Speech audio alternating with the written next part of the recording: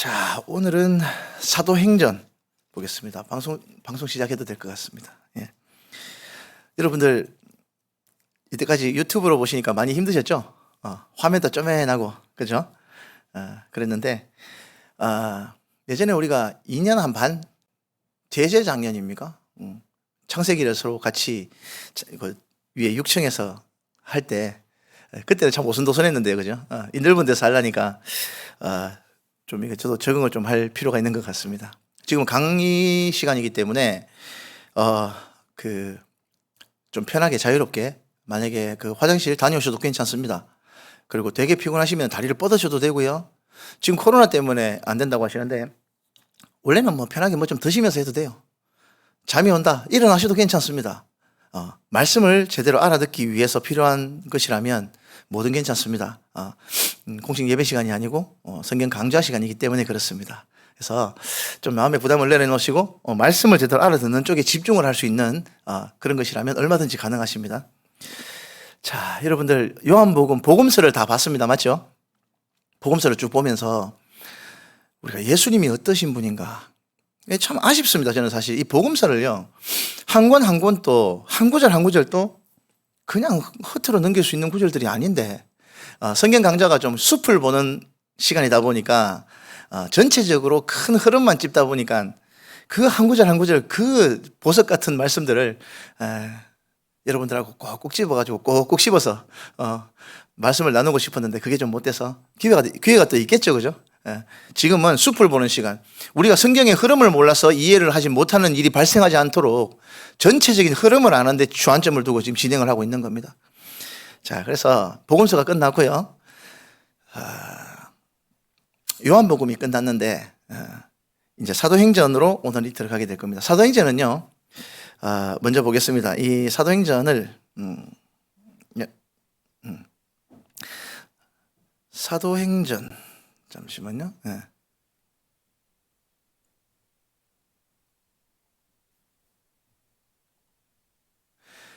요 사도행전을 보시면 앞에 화면을 한번 보시면요, 사도행전은요 누가에 의해서 기록이 됐어요. 그래서 누가복음의 속편입니다. 속편. 누가복음의 처음 어떻게 시작합니까? 데오빌로여 이렇게 시작하잖아요. 데오빌로가 공무원인지 총독인지 정확치 않습니다. 그런데 데오빌로라는 사람에게 전달하는 편지의 형식으로 누가복음이 기록이 됐어요. 말씀드렸다시피 이 누가는요 정말 꼼꼼한 사람입니다. 그리고 한 구절 한 구절 안에 이분은 다른 사람이 넣을 수 있는 한 문장 안에 넣을 수 있는 것도 이 사람은 한 구절 안에 다 집어넣을 만큼 꼼꼼한 사람이에요. 그리고 허투루 넘어가는 법이 없는 사람입니다. 다 자기가 확인을 하고 기록을 하는 사람이에요. 그래서 이 누가복음하고 사도행전은 제가 설명을 할 때 굉장히 어렵습니다. 왜냐하면 시간이 부족해요. 이 한 구절 설명을 하는 것도 그냥 전체적인 분위기만 설명해가지고는 어렵습니다. 너무 효율적으로 기록을 해놨기 때문에. 그래서 여러분들도 성경 말씀 다 읽으셨죠, 그죠? 요까지는 다 읽으신 부분 아닙니까, 그죠? 요거는 무슨 말인지 한번 더 알아들을 수 있도록 하겠습니다. 자, 오늘도 마찬가지로 이 사도행전은요 누가복음의 속편 형식으로 기록이 되어 있기 때문에 시작부터 그렇게 되어 있습니다. 데오빌로여라고 시작합니다. 1편하고 똑같아요. 그래서 여기 누가복음의 속편 형식으로 기록이 됐다. 사도행전의 전체를 다 기록한 것이 아니라 베드로의 행적, 그리고 야고보의 순교, 스데반의 순교, 그리고 바나바와 바울의 행적을 중심으로 기록되어 있습니다. 실제로 보면 우리 제자라고 하면 12제자도 있고 500문도도 있고, 그죠? 5,000명이나 넘는 제자들이 다 있었지 않습니까, 그죠? 그 많은 사람들의 행적을 다 기록했다면 글쎄요, 이 교회도 다 못 채울걸요? 그런데 하나님께서는요 이렇게만 해도 우리가 말씀이 어떻게 전달이 되었는지 충분히 알 수 있기 때문에 이렇게만 전달해 주신 거예요. 자, 그래서 그 흐름이 어디 있는가? 주요 포인트가요, 처음에는 베드로와 요한의 행적, 그 다음에는요 스데반이라는 훌륭한 인물이 나타나가지고 말씀을 하는 장면이 나오고요, 그 뒤에는 이제 바나바와 우리가 잘 알고 있는 바울의 전도 여행을 통해서 사도행전이 쭉 이어지는 부분이 나옵니다. 자, 사도행전의 개요를 한번 보겠습니다. 사도행전은요 위로 가구나. 이렇게. 사도행전은요 바울의 회심에 대한 기록이 들어가 있어요. 바울, 이 사람은 불덩어리예요. 불덩어리. 가만 놔둘 수가 없는 사람이에요. 가만히 있으면 견딜 수 없는 사람이에요. 예수님을 다메섹 도상에서 만나기 전에도요, 뭐 하던 사람입니까?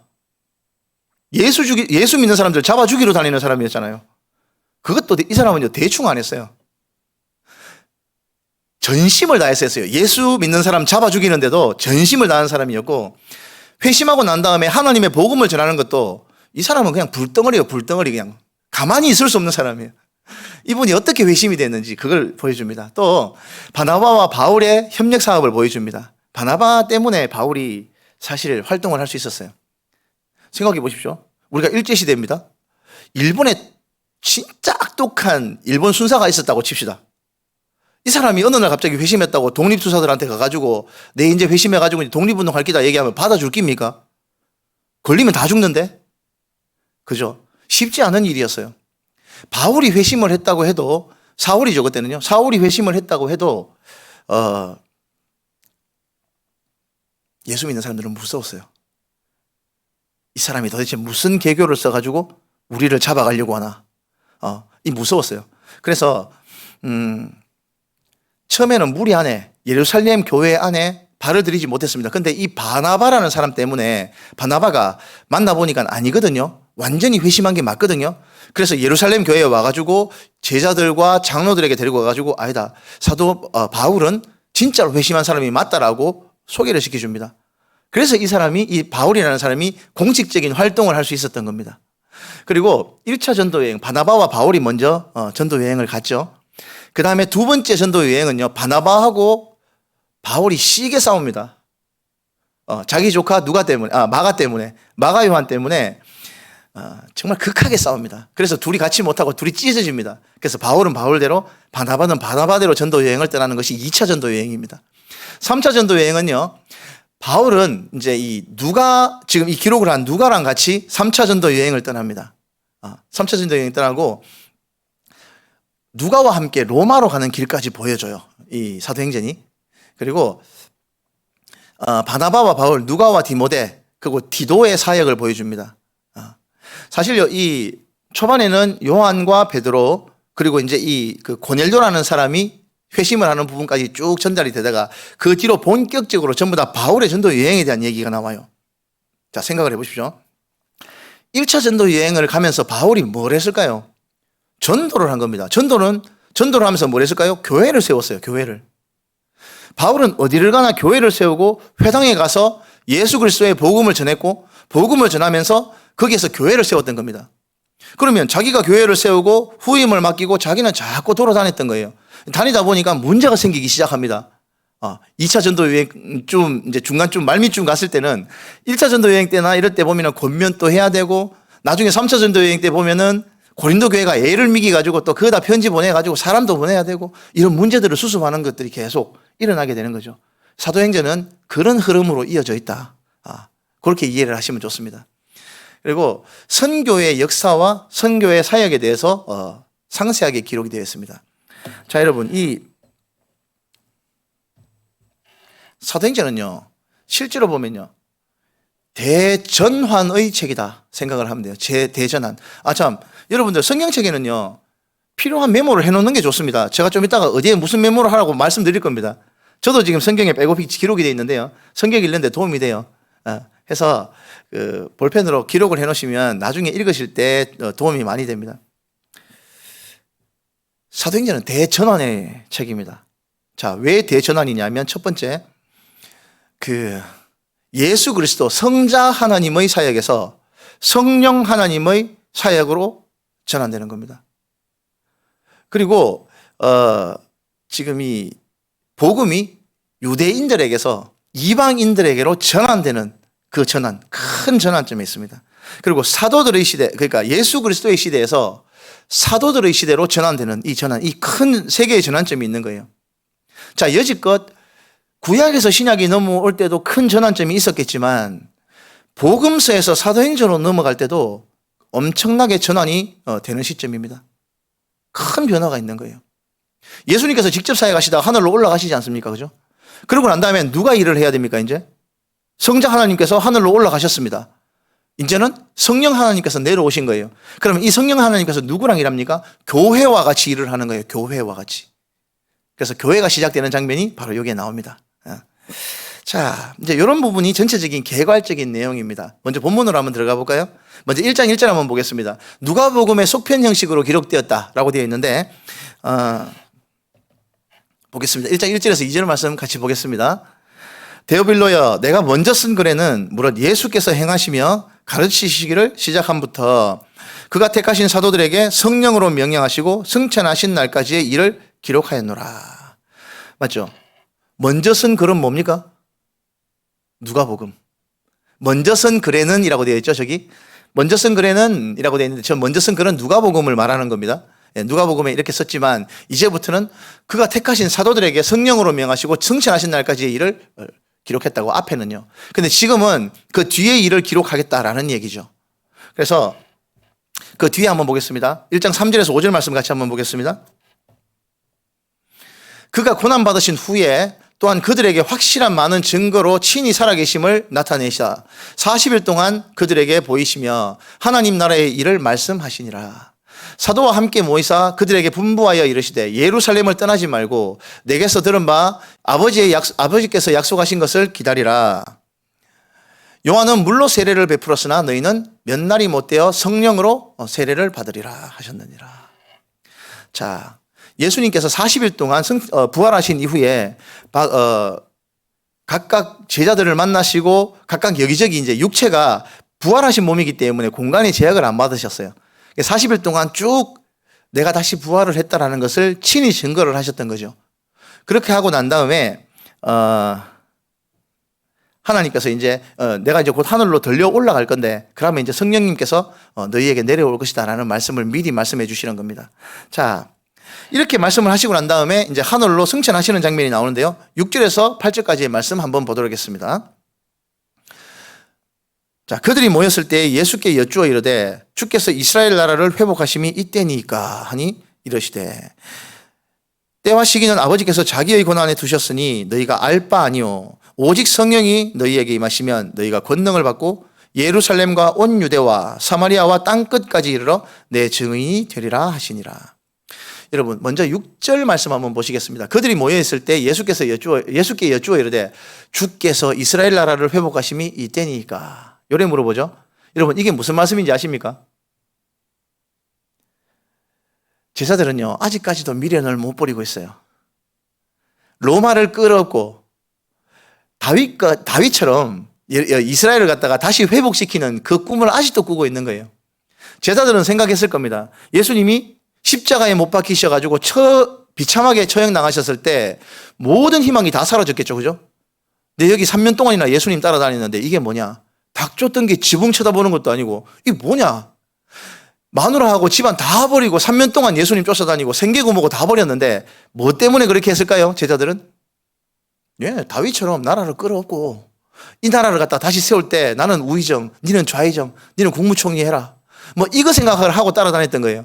지금도 마찬가지입니다. 예수님께서 부활하시고 난 다음에 40일 동안 이 사람들하고 얘기를 했는데 제자들은 아직도 그 생각을 못 버린 거예요.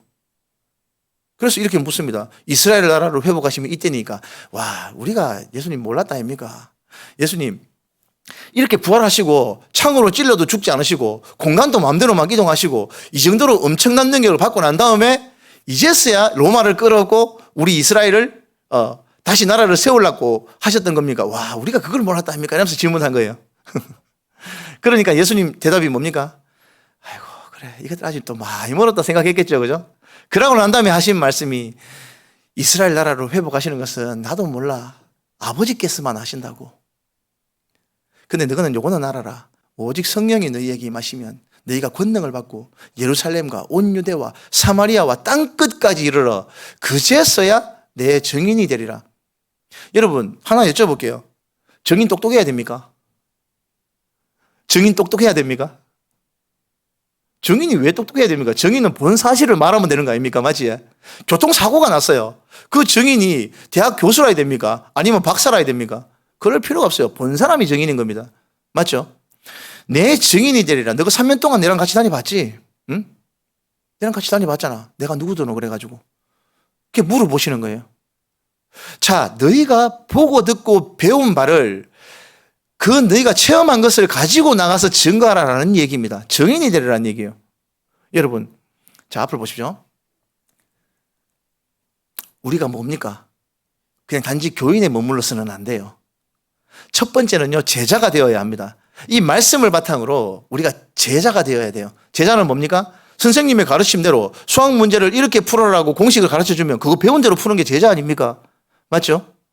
그럼 우리 하나님께서 이 주셨지 않습니까? 이 성경 말씀대로 너희가 이 율법과 계명의 말씀을 그 근본 정신을 따라 잘 지키라고 말씀을 하시고 직접 몸소 보여주시지 않습니까? 제자는 뭡니까? 그걸 따라하는 사람이에요. 이제 따라하면서 나는 많은 것을 느끼고 축적된 게 있습니다. 저도 여러분들보다 아직도 많이 어리지만 저도 여지껏 살면서 축적된 경험이 있지 않겠습니까? 저는 제 경험으로 말씀을 전하는 거예요. 그게 증인입니다. 하나님께서 나와 어떻게 함께 하셨는지, 하나님께서 나를 어떻게 보살펴 주셨는지 저는 압니다. 제 부모님이 저를 보살펴 주셨던 것처럼 하나님께서 나를 어떻게 보살펴 주셨는지 저는 압니다. 여러분들도 알고 계시지 않습니까? 그거 증언하라고요. 그거 증언하는데 똑똑해야 됩니까? 많이 배워야 됩니까? 아니에요. 전도는요, 가가지고 부비되는 겁니다. 가서 내가 알고 있는 하나님을 이웃에게 전하는 것이 증인의 사명인 거예요. 지금 예수님 뭐라고 했습니까? 가서 땅끝까지 내 증인이 되라고. 뭐 대단한 거라는 얘기가 아닙니다. 직접 체험한 것을 알리라는 얘기입니다. 자, 계속 보겠습니다. 자, 그래서 드디어 성령님께서 임하시는 장면이 그 뒤에 좀 잠깐 보면은 제자 한 명 빠진 제자가 있죠. 누굽니까? 예수님 팔아먹었던 가룟 유다.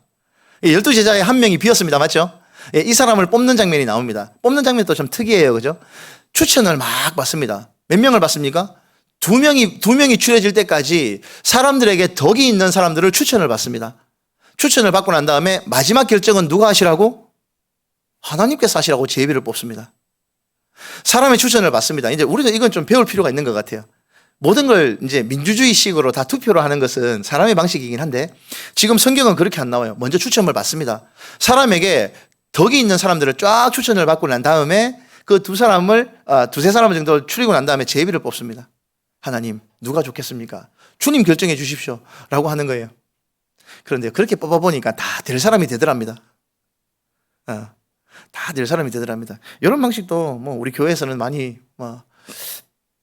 좀 참고를 할 필요가 있는 것 같습니다. 참고가 아니라 이렇게 저도 우리 중고등부 학생회장 뽑을 때도 이렇게 제비를 뽑았어요. 될 사람이 되더라고요. 이것도 좀 참고를 하고 그래 논쟁도 없고 떨어진 사람도 불만이 없어요. 교회 떨어져가지고 장로 추첨해서 장로 떨어져가지고 교회 안 나오고 교회 옮긴 사람도 좀 있고 그래요. 그러면 안 된다 아닙니까? 그죠? 자, 이렇게 하나님께 마지막 선택권을 주는 장면을 우리가 볼 수 있고요. 마지막 2장 한번 넘어가 보겠습니다. 2장에 보시면요.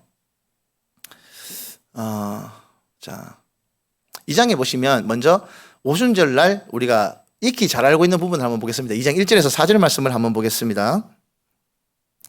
오순절 날이 이미 이름에 그들이 다 같이 한 곳에 모였더니 호련히 하늘로부터 급하고 강한 바람 같은 소리가 있어 그들이 앉은 온 집에 가득하며 마치 불의 혀처럼 갈라지는 것들이 그들에게 보여 각 사람 위에 하나씩 임하여 있더니 그들이 다 성령의 충만함을 받고 성령이 말하게 하심을 따라 다른 언어들로 말하기를 시작하니라. 자, 앞을 보십시오. 오순절 날이면 세계 각국에서 많은 순례객들이 예루살렘으로 방문을 합니다.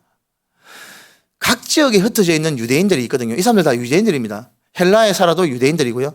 평생의 소원이 예루살렘에 한번 가보는 것이 소원인 사람들이에요. 그래서 이 6월절 날 큰 먼 거리에서 사람들이 6월절을 지켜볼 기라고 왔던 거죠.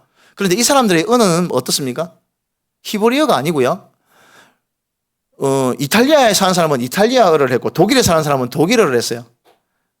각 지역에 있는 언어로 했는데 이때 모여서 제자들이 오순절 날 성령님께서 갑자기 불의 혀처럼 하늘로부터 떨어졌는데 이거는 표적입니다. 역사상 한 번 있는 일이에요. 이렇게 불의 혀처럼 성령님께서 임하시니까 예수님에 대한 복음을 전파합니다. 무슨 말로? 히브리어로 했겠죠. 이스라엘 사람이니까 히브리어로 얘기를 안 했겠습니까? 그런데 희한한 거는요. 세계 각국에 있는 사람들이 다 알아들었답니다. 다시 말해서 지금 제가 여기서 성경 강좌 말씀을 전하고 있는데 일본 사람, 중국 사람, 영국 사람, 독일 사람이 와가지고 제가 하는 말을 다 알아듣는 거하고 비슷한 거예요. 자, 이런 은사가 오순절 성령님께서 임하시고 제일 먼저 있었던 것이 하나님의 말씀을 전할 때 그 말씀을 알아듣게 하셨다는 겁니다. 알아듣게. 예. 여러분, 이때는요, 왜 이렇게 했냐면 성경이 완성되기 이전이었고 신약 성경이 갖추어지기 전이었어요. 그러다 보니까 언어적인 장벽에 갇혀가지고 하나님의 복음이, 예수님의 복음이 전파가 되지 않는 일이 발생하면 안 되지 않겠습니까? 그래서 초자연적인 역사가 일어났던 것이 이 한 번 있었던 일입니다. 지금 또 보면은 뭐 기도원에 가면은 불을 내려주시옵소서 하는데 이거 한 번 있었던 일입니다, 여러분. 지금 그런 일 없습니다. 여러분들 다 와 계시지 않습니까? 성령님께서 다 여러분 속에 들어와 계시지 않습니까? 뭘 또 달라고. 기도원 가가지고 또 막 성경을 주시옵소서, 그 번지수 잘못 찾은 겁니다. 성령님 여러분 속에 다 계십니다, 이미. 그 성령님 따라 지금 이렇게 앉아가 계시고 예배 드리고 찬양하시는 거 아닙니까? 신기한 건 너무 쫓아다니면요, 배가 산으로 가 있습니다, 여러분. 그래서 이 성령님께서 역사를 하셨을 때 사람들이 깜짝 놀랍니다. 보겠습니다. 5절에서 6절 말씀입니다. 5절 보겠습니다. 그때 경건한 유대인들이 천하 각국으로부터 와서 예루살렘에 머물러 있더니 이 소리가 나매 큰 무리가 모여 각각 자기의 방언으로 제자들이 말하는 것을 듣고 소동하여 다 놀라 신기하게 여겨 이르되, 보라, 이 말하는 사람이 다 갈릴리 사람이 아니냐. 우리가 각 사람이 난 곳 방언으로 듣게 되는 것이 어찌 됨이냐. 우리는 바데인과 메데인과 엘람인과 또 메소포타미아인과 유다와 갑바도기아, 본도와 아시아, 부르기아와 밤빌리아, 애국가 및 구레네에 가까운 리비아 여러 지방에 사는 사람들과 로마로부터 온 나그네 곧 유대인과 유대교에 돌아온 사람들과 그레데인과 아라비아인이라 우리가 다 우리의 각 언어로 하나님의 큰 일을 말함을 듣는도다 하고 다 놀라 당황하여 서로 이르되 이 어찌 된 일이냐 하며, 또 어떤 이들은 조롱하여 이르되 그들이 세술에 취했다 하더라. 꼭 요래 말하는 사람들이 있죠, 그죠? 자, 여러분, 보시면 어디 좀 볼까요? 여기 보시면 지금 방금 쭉 나열한 나라들입니다. 화면을 한번 보시면요, 이 각 지역이 지도로 보니까 쪼매네 보이시죠? 여러분, 저거 몇 달 걸려가지고 와야지 되는 거리예요. 배를 타고 몇 달을 와야 돼요. 굉장히 먼 거리입니다. 지중해를 중심으로, 예루살렘을 중심으로 이 넓은 지역에 흩어져 있던 사람들은 언어도 다 달랐습니다. 그런데 오순절 성령님께서 역사를 하시고 예수님에 대한 복음을 전파를 하니까 이 언어가 다른 사람들이 다 알아들었다는 얘기예요. 이게 어찌된 일이냐. 깜짝 놀란 거죠. 그래서 어떤 사람은 세술에 취했다고 하니까 베드로가 뭐라 합니까? 한번 보겠습니다. 베드로가 설교하는 장면이 2장 14절부터 나옵니다. 볼게요. 14절에서 15절 말씀을 한번 보도록 하겠습니다. 14절에서 15절입니다. 베드로가 11사도와 함께 서서 소리를 높여 이르되 유대인들과 예루살렘에 사는 모든 사람들아, 이 일을 너희로 알게 할 것이니 내 말에 귀를 기울이라. 때가 제3시니 너희 생각과 같이 이 사람들이 취한 것이 아니라 하면서 쭉 얘기를 합니다. 뭔 얘기를 하냐면, 앞을 보십시오. 뭔 얘기를 하냐면, 자, 봐라, 우리가 세술에 취한 게 아니고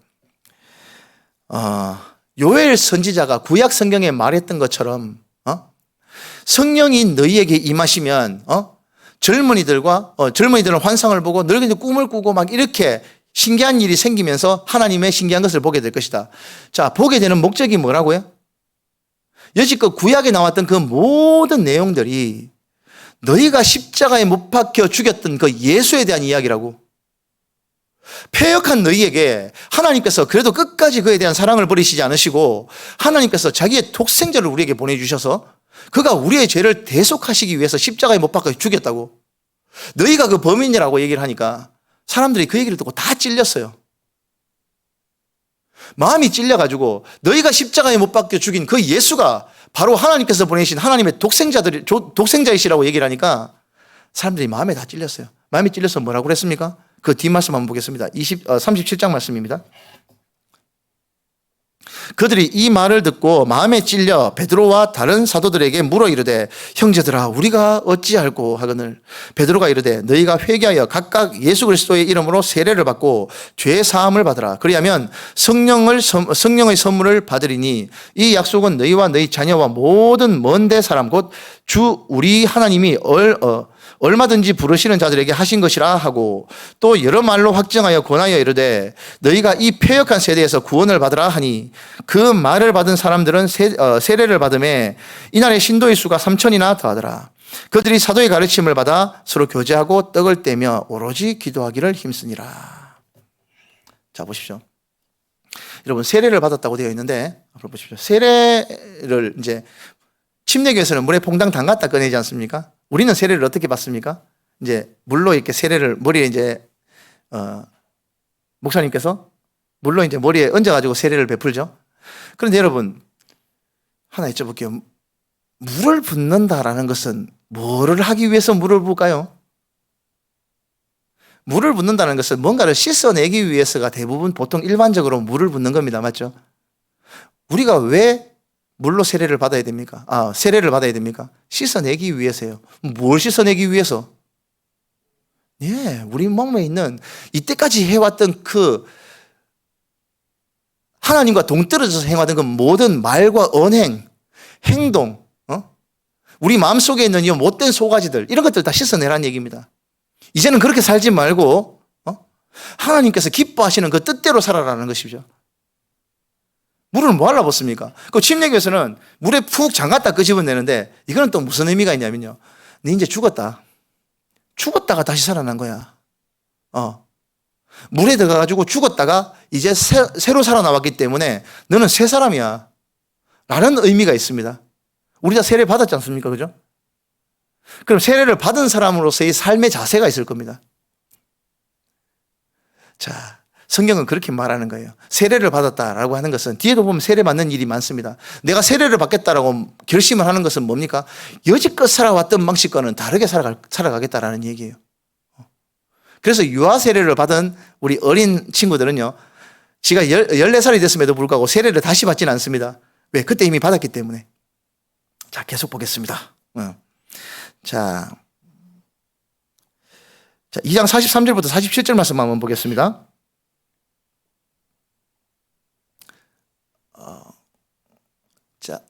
아이고. 이게 처음이라 좀 미숙합니다. 43절에서 47절입니다. 보겠습니다.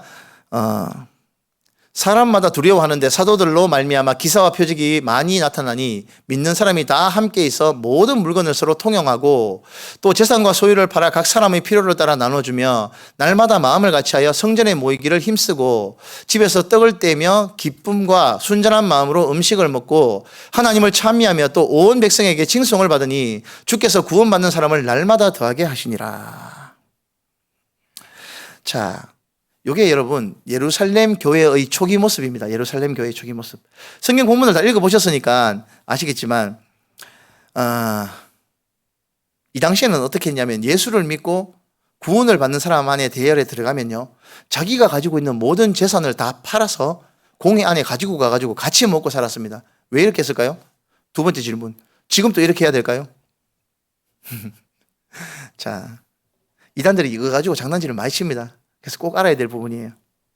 이때는요, 예루살렘이라는 도시는요, 정치 도시였고 종교 도시였습니다. 여기에 공장이 있는 것도 아니었고요, 여기에 밭이 억수로 많아가지고 거기서 농사지가 묵고 사는 그런 도시도 아니었단 말입니다. 여기서는요, 종교에서 배교를 하게 되면 먹고 살 방법이 없었습니다. 다시 말해서 유대교를 벗어나가지고 예수교로 들어갔다면 먹고 살 방법이 없었다는 얘기입니다. 자, 제가 화면 준비한 거 한번 띄워볼게요. 한번 보겠습니다. 자, 이게 글자 작아서 잘 안 보이죠? 제가 읽어드릴게요. 예루살렘 교회는 정치 도시였고 종교 도시였습니다. 두 번째, 예수를 믿으면요, 출회되었습니다. 출회되면요, 아무것도 할 수 있는 게 없었어요. 이 예루살렘이라는 도시 안에서는요, 먹고 살 방법이 없었단 말입니다. 그리고 세 번째는요, 예수를 믿는 사람에게 생업이 없었다는 얘기죠. 마지막, 재산이 있는 사람들은요, 팔아서 바쳤던 겁니다. 왜냐하면 예수님을 믿고 회심을 해서 개종을 하게 되면 자기도 먹고 살 방법이 없겠지만 이미 와 있었던 사람들도 먹고 살아야 될 거 아닙니까? 그 팔았는 걸로 가져와 가지고 같이 나눠서 먹고 살고 치우는 거예요. 이게 예루살렘 교회의 모습이었습니다. 그리고 성도들이 그 재산을 팔아서 먹어 없앴던 그런 교회고요. 외부의 도움으로 지탱하는 교회였습니다. 교회 자체로 그 당시 예루살렘 교회는요, 스스로 지탱을 할 수 있는 힘이 없는 교회였어요. 그리고 헬라파, 히브리파가 갈등이 있었고요. 헬라파와 또 할레파와 무할레파가 찢고 벗고 맨날 싸우는 교회였습니다. 예루살렘 교회 이 당시. 예. 그리고 사도들과 장로들 사이에서도 갈등이 있었고 바울을 수용하지 못할 만큼 편협한 조직이었습니다. 그리고 많은 사람들이 옛날 유대교로 다시 되돌아가려고 그랬어요. 왜요? 먹고 살아야 되니까. 당장 회심해가지고 기쁨으로 개종을 했는데 가만 생각해 보니까 먹고 살 방법이 없는 거예요. 내 혼자 먹고 못 살면 모르겠는데 마누라도 먹여 살려야 되고 애도 먹여 살려야 되고 가족들도 먹여 살려야 되는데 방법이 없는 거 아니에요. 다시 돌아가는 일이 발생했다는 얘기입니다. 그 주후 64년까지 가다가 마침내 문을 닫습니다. 예루살렘 교회가. 그리고 12사도의 지도가 있었는데도 불구하고 결국 회복되지 못했던 게 예루살렘 교회예요. 여러분들 앞으로 한번 보십시오. AD 64년에 결국 예루살렘 교회가 문을 닫는데 이게 복일까요? 저줄까요? 여러분? 잘된 걸까요? 잘못된 걸까요? 속된 말로 망한 걸까요? 망한 게 아니라 이때 예루살렘 교회가 회심한 사람들이 가지고 온 재물을 가지고 서로 먹어 없애고 한계가 있을 거 아닙니까? 맞죠? 그러니까 먹고 살 게 없으니까 참다 안 돼가지고 예루살렘 교회에서 다 흩어집니다. 밖으로. AD 64년경에. 그런데 이게 정말 큰 복이었던 거예요. 왜냐하면 6년 뒤 AD 70년에 로마 장군 티투스에 의해서 예루살렘이 꽁꽁 봉쇄됩니다. 3년 넘게 먹을 게 없어가지고 자식을 잡아먹는 일까지 다시 한번 발생합니다. 이때 예루살렘에서. 만약에 예루살렘 교회가 AD 64년에 먹을 게 없어가지고 흩어지지 않았다면 그 예루살렘 안에 갇혀가지고 다 굶어 죽게 되었던 그런 팔자였어요. 어째 보면요, 우리에게 닥쳐진 어려움이나 환난 같은 것들이 우리의 뜻과 다르게 때로는 우리가 기도하고 바라는 것처럼 잘 안 될 때도 하나님께서는요, 우리가 원하고 바라는 것보다 더 큰 뜻이 있으신가 봐요. 하나님은요, 자기 새끼들 굶겨 죽이시는 분이 아니에요. 여러분들 자녀들 배고프다고 그러면 그냥 둡니까? 하물며 사람도 그런데 천부께서 우리의 어려움을 그냥 방관하시겠습니까? 예수님께서는 얘기하죠. 믿음이 적은 것들아. 하나님께서 너희를 그냥 놔두시겠냐고. 너희의 생각대로 안 된다고 너무 안달복달하지 마라. 하나님께서는 너희를 돌보시는 분이시라고. 그 얘기를 우리가 이제 여기서 볼 수 있는 부분이죠. 그래서 예루살렘 교회라는 부분이 교회가 지금 보면 사도행전 읽었으면 쭉 나옵니다. 사도행전이 끝날 때까지도 예루살렘 교회가 망하지는 않아요. 그 뒤에 망하니까. 그래서 예루살렘 이 교회가 그 뒷방 늙은이처럼 하나하나 막 뒤에서 그냥 뒷방에 앉아가지고 좀 꼬치꼬치 좀 이것저것 지적하고 있는 것들을 뒤에 계속 볼 수 있어요. 자, 계속 보겠습니다. 그렇게 예루살렘 교회가 이제 같이 형성이 돼가지고 같이 공동체로서의 삶을 살아가는 부분까지가 2장의 모습이고요. 3장 한번 보면요, 드디어 베드로와 요한이 둘이 한조로 있어가지고 같이 전도를 나갑니다. 보겠습니다. 아이고, 이게 뭔가 익숙치 않다, 그죠? 자, 한번 보겠습니다. 3장 1절입니다. 베드로와 요한이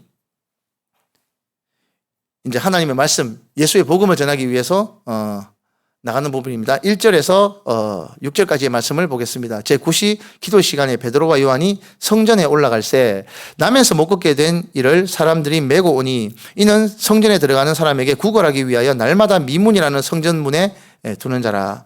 그가 베드로와 요한이 성전에 들어가려 함을 보고 구걸하거늘 베드로가 요한과 더불어 주목하여 이르되 우리를 보라. 그가 그들에게 무엇을 얻을까 하여 바라보거늘 베드로가 이르되 은과 금은 내게 없거니와 내게 있는 것으로 내게 주노니 나사렛 예수 그리스도의 이름으로 일어나 걸어라. 자, 앞을 보겠습니다. 베드로와 요한이 둘이 나이가 차이가 좀 난다 그랬죠. 나이가 좀 차이가 나는데 짝짝꿍이 잘 맞았나 봐요. 성격은 둘이 완전 달라요. 베드로는 굉장히 다혈질이고 성격도 급하고 말부터 생각보다 말이 먼저 나오는 사람이었어요. 근데 요한은 어떤 사람? 요한은 안 그래요. 말이 제일 뒤에 나오는 사람. 이 사람은 행동부터 따르는 사람.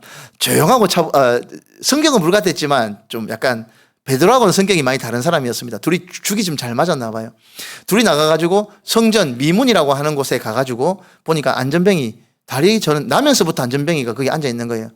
이 사람이 거의 나이가 40이 됐답니다. 40년 동안 사람들이 성전에 들락날락하면서 계속 다리가 좋지 않은 장애인으로 봐왔던 사람입니다. 근데 베드로하고 요한이 가가지고 보니까 은과 금은 내게 없지만 나사렛 예수의 이름으로 일어나라 하니까 이 사람이 벌떡 일어나 버렸어요. 여러분 한 가지 여쭤보겠습니다. 자, 앞을 보십시오. 우리 기도원 같은 데 가면 그런 거 많이 보죠. 저도 뭐 어렸을 때부터 많이 보는데요. 그 막 집회하면서 박수 막 치면서 하다가 갑자기 다리 저는 사람이 와가지고 막 기도원 원장님이 막 손대니까 막 일어나가 벌쩍벌쩍 뛰는 거 뭐 이런 거 많이 봤는데, 그러면 거의 뭐 쇼도 있고 막 이렇지만 지금 우리 본문에 나와 있는 이 사람은요 40년 동안 사람들이 성전에서 왔다 갔다 하면서 봤던 사람이에요. 다시 말해서 우리 교회에서 태어나면서부터 만약에 다리 불편한 사람이 있었다면 이분이 나이 40대까지 우리가 교원 생활을 같이 하던 사람이란 말입니다. 이 사람이 다리를 낳았다면 믿어 의심치 않을 수 있는 부분 아닙니까? 그죠? 그렇잖아요.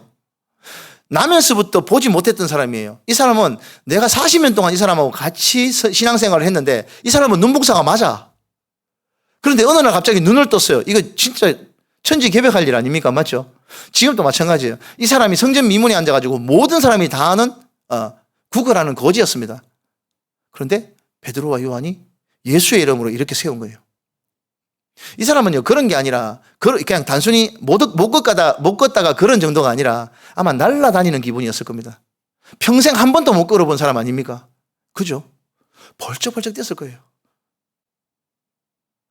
근데 이 사람이 마침 자기를 고쳐준 사람이 누군지도 모르고 들어가 버린 거 어디 가가지고 근데 사람들이 다 보니까 분명히 걷지도 못하던 사람이었는데 얼마 전까지 걷고 다니니까 너 어떻게 된 거냐 하니까 어떤 사람들이 나를 고쳐줬다고. 그게 누구냐 하니까 잡으러 갔습니다.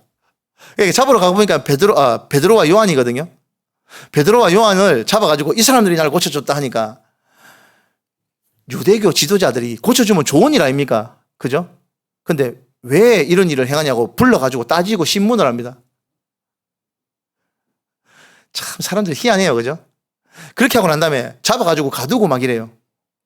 그러니까 공회 앞에 세우고 네가 왜 이런 일을 하냐, 무슨 권능으로 이런 일을 하느냐 하면서 막 따지니까 이 질문을 받았던 베드로와 요한은 뭐라 그랬냐면 한번 볼게요. 공회 앞에 서는 부분이 나옵니다. 4장 1절 말씀 한번 볼게요. 4장 1절 말씀입니다. 보겠습니다. 사도들이 백성들에게 말할 때 제사장들과 성전 맡은 자와 사두개인이 이르러 예수 안에 죽은 자와 부활이 있다고 백성을 가르치고 전함을 싫어하며 그들을 잡음에 날이 이미 저물었음에 이튿날까지 가두었으나 말씀을 듣는 사람 중에 믿는 자가 많으니 남자의 수요가 5천이나 되었더라. 자, 4장에 이렇게 말씀 나오는데 이 좋은 일을 하고도 베드로와 요한은 붙잡혀 가가지고 신문당하는 일이 있었어요. 그리고 툭 건드리기만 하면 너희가 십자가에 못 박혀 죽인 그 나사렛 예수가 부활해가지고 권능으로 행하신다라는 얘기를 갖다가 선포를 하니까 여러분들 우리 복음사 할 때 얘기 들으셨죠? 신구약 중간사 할 때 제사장들과 사두개인들은 이 사람들은 부활과 영을 믿지 않는 사람들이었어요. 부활과 영을 믿지 않는 사람들. 바리새인들은 부활과 영을 믿는 사람들이었지만 사두개인들과 제사장들은요 부활과 영을 믿지 않는 사람들이었어요. 그런데 예수님이 자기들이 십자가에 못 박혀 죽인 그 나사렛 예수가 다시 부활했다라고 전파를 하고 다니니까 이 사람들이 가만 놔두겠습니까? 무슨 권한으로 너희가 이 안전뱅이를 일으키느냐라고 얘기를 하니까 너희가 못 박아 죽인 그 나사렛 예수가 다시 부활한 그 권능으로 내가 이 일을 행한다라고 얘기를 하는 거예요. 그러니까 이 예수님의 복음을 전파하지 못하게 하기 위해서 협박도 하고 위협도 하고 막 심지어는 두드려 패기까지 합니다. 심지어 죽이려고 하는데 여기 보시면 그 뒤에 가말리엘이라는 위대한 랍비가 있습니다. 여러분들 3대 랍비라고 있죠. 이스라엘에 3대 랍비가 누구냐면 에스라, 힐렐, 가말리엘 이 세 분을 랍비 중에 랍비라고 합니다. 랍반. 근데 이 가말리엘이라는 분이 나와가지고 아니 너희가 이 사람들이 왜 강제로 죽이려고 하느냐. 자, 생각해봐라. 얼마 전에 갈릴리 지역에 드다라고 하는 사람이 나와가지고 400명 정도의 남자를 선동해가지고 막 반란을 일으키려고 할 때 그 드다만 딱 없어지니까 스스로 흩어지더라 아이가. 그 조직의 괴수만 없어져도 다 흩어지는데 만약에 이 사람들이 전하는 예수가 가짜라면 이것도 곧 흩어질 것이다. 한데 이게 진짜라면 우리가 하나님을 대적하는 거야. 누구 자신 있나? 감당할 수 있나? 라고 물어봅니다. 이 가말리엘이라는 사람들이 유대인들에게 따져 묻는 거예요. 다시 한번 말씀드릴까요? 봐라. 예수라는 사람의 말을 듣고 이 사람들이 이어와가지고 자기들이 뭐 부활했다라고 막 선전하고 있지 않나, 그제? 그런데 예수가 죽었으니까 만약에 그게 가짜면 이 사람들이 다 흩어질 기다. 그런데 이게 진짜라면 하나님의 권능으로 행하는 것이라면 너는 이 사람들을 방해하는 것은 하나님을 방해하는 것이다. 자신 있나? 감당할 수 있나라고 얘기하니까 유대인들이 발을 쓱 뺍니다. 그러면 안 되지 하면서. 그래서 이 베드로와 요한을 데리고 와가지고 협박을 하면서 다시는 이 말로 예수를 전하지 말라라고 협박을 합니다. 그러니까 베드로와 요한이 뭐라 그럽니까? 한번 볼까요? 자, 4장 19절에서 20절 말씀 한번 보겠습니다. 맞네. 4장 19절에서 20절 보겠습니다. 믿는 무리가 한 마음과 아닙니다. 4장 19절에서 20절 보겠습니다. 베드로와 요한이 대답하여 이르되 하나님 앞에서 너희 말을 듣는 것이 하나님의 말씀을 듣는 것보다 옳은가 판단하라. 우리는 보고 들은 것을 말하지 아니할 수 없다 하니. 앞을 보시겠습니다. 정말 통쾌하고 시원하지 않습니까? 자기를 죽이려고 하는 무리들 앞에서 자, 봐라. 하나님 앞에서 너희 말을 듣는 것이 하나님 말씀 듣는 것보다 더 중하냐? 우리는 보고 들은 것을 전하지 않을 수 없다라고 얘기합니다. 차라리 죽여라는 얘기죠, 그냥. 예수님께서 승천하시고 성령님의 인도하심을 받아가지고 복음을 전하는 사람들은요, 이런 강단이 있었습니다. 진짜 일사각오에 있었던 그 에스더와 같은 그런 대답 아닙니까? 죽으면 죽지 뭐. 라는 그런 각오로 얘기를 했던 거예요. 자, 그렇게 베드로와 요한이 풀려납니다. 그래서 서로 물건을 통용하고 같이 서로 나누고 하는데 한번 보겠습니다. 4장 32절 말씀 한번 보겠습니다. 4장 32절. 믿는 무리가 한 마음과 한 뜻이 되어 모든 물건을 서로 통용하고 자기 재물을 조금이라도 자기 것이라고 하는 이가 하나도 없더라. 제자들이 큰 권능으로 주 예수의 부활을 증언하니 무리가 큰 은혜를 받아 그 중에 가난한 사람이 없으니 이는 밭과 집 있는 자는 팔아 그 판 것의 값을 가져다가 사도들의 발 앞에 두매 그들이 각 사람의 필요에 따라 나누어 줌이라. 그죠? 자, 이렇게 예루살렘 교회가 자기의 재물들을 가지고 와가지고 다 공동체 안에 갖다 놓고 서로 먹고 합니다. 근데 이게 아까도 예루살렘 교회에 대해서 설명을 드렸지만 이렇게 할 수밖에 없는 환경이었습니다. 자, 아까 두 번째 질문에 대해서 제가 답을 안 드렸죠. 그럼 지금 또 이렇게 해야 되느냐? 아닙니다. 여러분 요한계시록까지 다 읽어보시면요, 우리가 살아가야 될 날이 아직도 많이 남았습니다. 예수님께서 언제 오실지 우리는 몰라요. 하지만요, 징조와 때를 다 보여주시겠다고 말씀을 하셨습니다. 예수님께서. 그리고 요한계시록에 보면요, 예수님께서 재림하실 때 어떤 징조가 있는지 낱낱이 써놨습니다. 그걸 미루어 봤을 때 아마 제가 살아있는 동안도 오기 힘들 거예요, 아마. 그러면 우리가 앞으로 살아가야 될 날들이 많이 있습니다. 그리스도인으로서. 그런데 지금 공동체 한답시고 이렇게 하는 것은 이 당시에나 맞았지 지금은 맞지 않습니다. 후대도 길러야 하고요. 우리도 그리스도인들의 삶을 영위해 나가야 될 부분이 있기 때문에 지금의 시대에는 맞지 않는 부분이다라는 말씀을 분명히 드리는 겁니다. 혹시나 이단들이나 이상한 소리 하면은 그거는 그때의 얘기였다라고 얘기를 하시면 됩니다. 계속 보겠습니다. 자, 아나니아와 삽비라에 대한 이야기가 나오죠. 5장 1절 말씀입니다. 한번 보겠습니다. 5장 1절 말씀을 한번 볼게요. 아나니아라 하는 사람이 그의 아내 삽비라와 더불어 소유를 팔아 그 값에서 얼마를 감춤해 그 아내도 알더라. 얼마만 가져다가 사도들의 발 앞에 두니. 자, 보십시오. 아나니아와 삽비라는 사람도 개종을 하고 회심을 한 사람이었는 것 같습니다. 그리고 이 사람도 대충 믿는 사람은 아니었던 것 같아요. 왜냐하면 재물을 다 팔아가지고 공동체 안에 가지고 갔기 때문에 그냥 믿음으로 이게 가능하겠습니까? 그런데 마음속에 조금이라도 꽁쳐놓을 생각을 했던 것 같아요. 그래서 조금 일부를 숨겨놨던 것 같아요. 그래가지고 다 가지고 왔다고 베드로 앞에 내놓으니까 베드로가 다 알죠, 그죠? 성령님이 그 속에 있어가지고 다 보일 수 있도록 해주셨던 것 같아요. 아나니아야, 네가 어째서 이렇게 조금씩 꽁쳐왔느냐? 이 재물 다 네 건데 네 마음대로 할 수 없었더나. 그냥 이것만 팔고 이거는 남겼습니다라고 얘기해도 될 낀데 왜 다 갖다 바친 것처럼 거짓말을 하고 일부를 숨겼느냐? 이거에 대한 대가로 너는 계속 살기는 어렵겠다라고 하니까 혼이 떠나버렸어요. 초대교회는 정말 너무 무섭지 않습니까, 여러분? 혼이 떠나버렸어요. 그러고 난 다음에 자기 아내 삽비라가 이 사실을 모르고 따라 들어왔습니다. 따라 들어와가지고 삽비라야, 이게 지금 가지고 온 재물이 정말 다 맞나 하니까 예, 맞습니다. 자기 남편하고 이 말을 맞췄겠죠, 그죠? 그러니까 너가 신랑도 똑같이 얘기하더만 니도 똑같이 말하네. 봐라, 너가 신랑을 장사하는 사람들이 행렬이 지금 돌아오고 있다. 네가 성령을 속이려고 그러냐? 니도 더 살기는 힘들겠다라고 하니까 혼이 떠나버렸어요.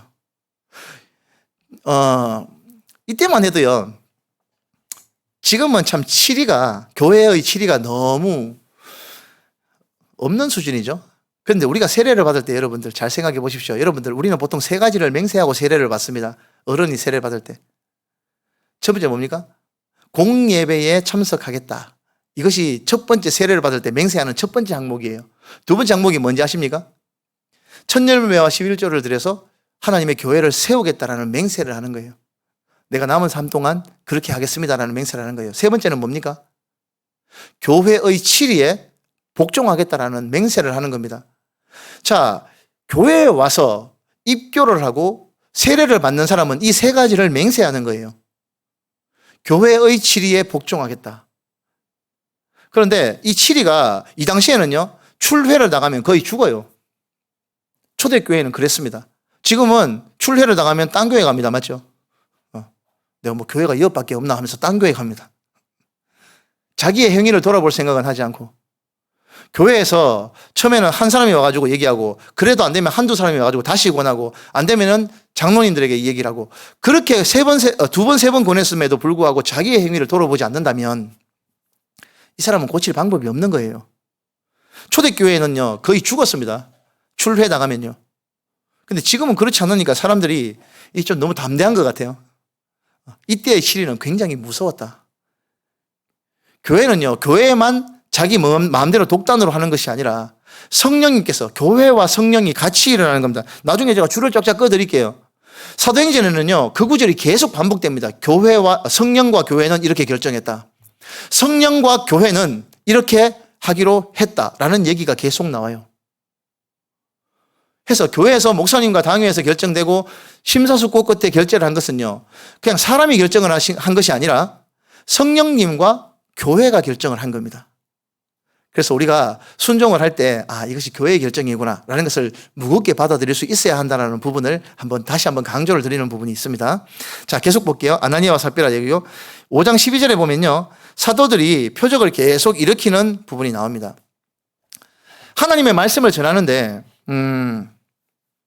근데 여러분, 이 사도행전 앞을 보십시오. 사도행전은요, 다른 성경 강좌를 했던 거하고 내용이 좀 다를 거예요. 제가 진도나 배경을 설명하는데 주안점을 둘 수밖에 없습니다.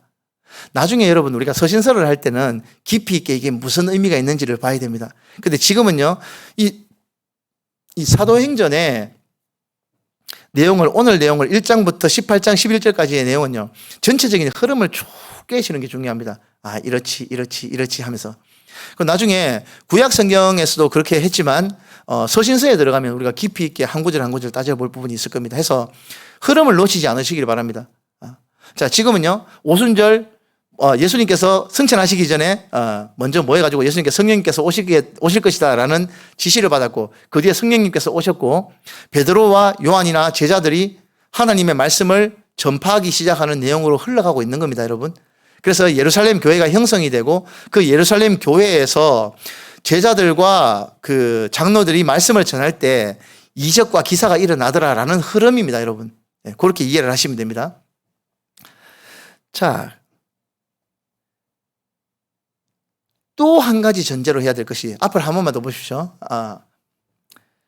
이 당시 제자들이 말씀을 전했던 대상이 누구인 것 같습니까?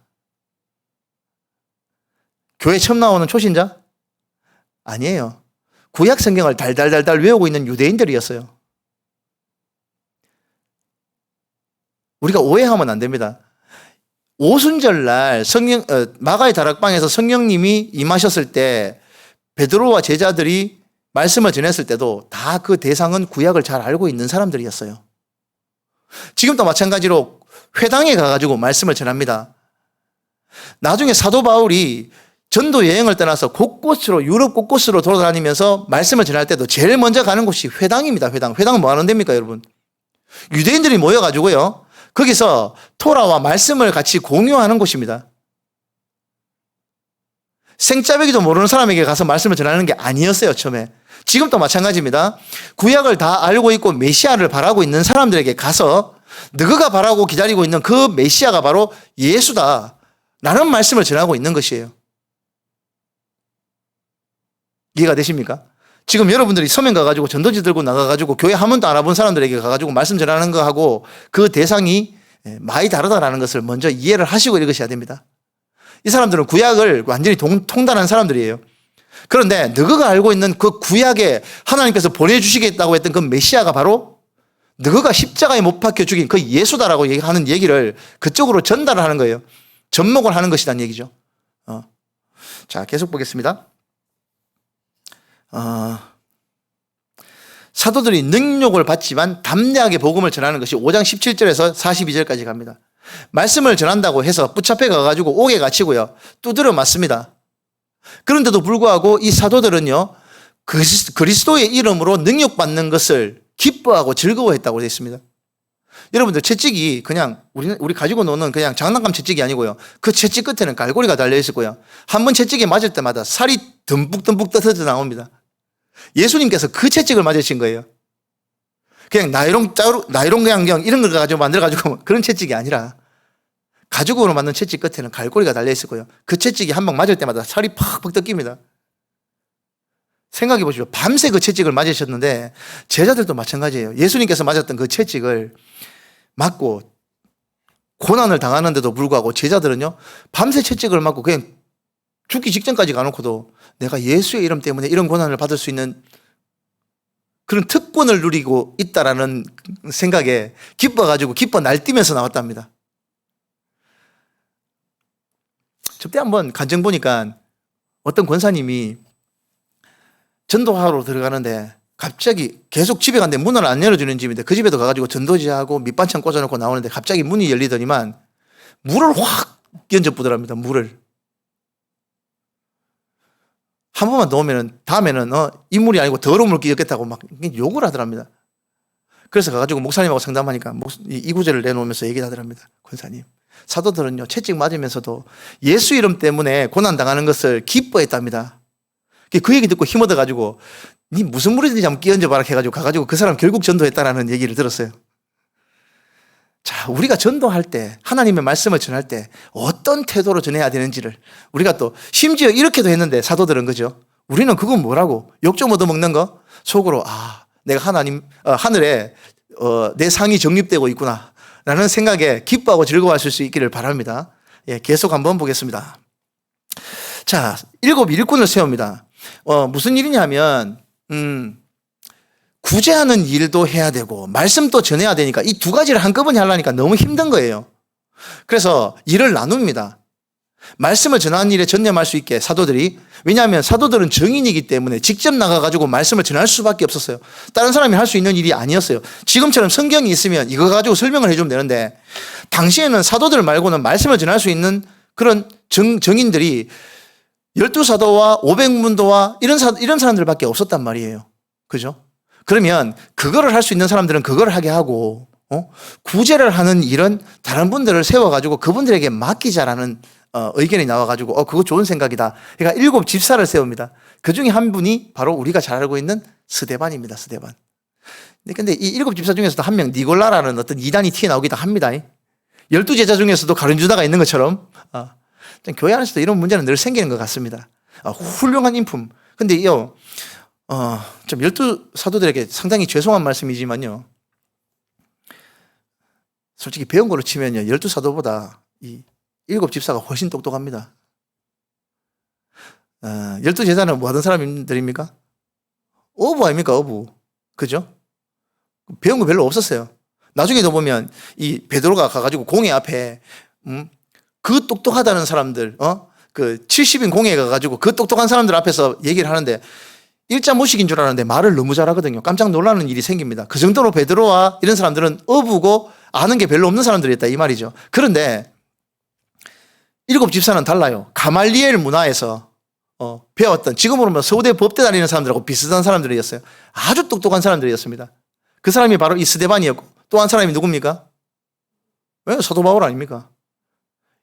그래서 사도 바울의 서신서가 어렵습니다. 왜? 똑똑한 사람이 쓴 글은 어려워요. 지금 이 스데반과 7 집사를 세워가지고 강론을 합니다. 역시나 이 스데반에 대한 이야기가 나오는데요. 그 뒤에 스데반이 모함을 받는 장면이 나오는데 6장 8절에서 15절 말씀에 쭉 이어져 나옵니다. 스데반이 회당에 앉아가지고 설명을 하는데 유대인들이 막 반박을 합니다. 네가 말하는 것이 옳지 않다고 막 반박을 하니까 스데반이 그 반박하는 말을 맞받아쳐가지고 얘기를 하는데 유대인들이 스데반을 이길 재간이 없습니다. 얼마나 성경을 제대로 통달을 하고 있고 제대로 그 유대인들이 반박을 하는 것을 갖다가 완전히 제압을 하고 있었죠. 말로 어떻게 할 수가 없으니까 유대인들이 모아가지고 웬 껄렁한 건달 아저씨들을 불러 모아가지고 모함을 하게 만듭니다. 가가지고 네가 저 스데반이라는 사람이 하나님과 모세를 모독했다라고 고발하라고 얘기합니다. 그래서 고발을 해가지고 스데반이 잡혀갑니다. 잡혀가가지고 공회 앞에 섭니다. 공회 앞에 서가지고 네가 왜 이런 일을 하느냐라고 물으니까 7장 1절부터 53장까지 긴 스데반의 설교가 나옵니다.